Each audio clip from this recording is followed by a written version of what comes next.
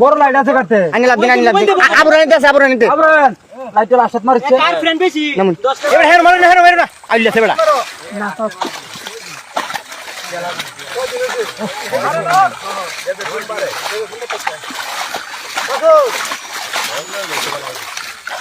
नहीं कोई हारो कोई ना कारो रखे ही चाहे लो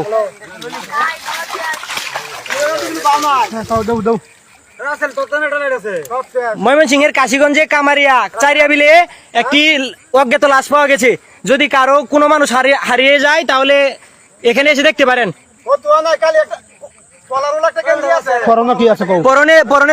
পরনে সাদা গেঞ্জি আর সবুজ স্যান্ডেল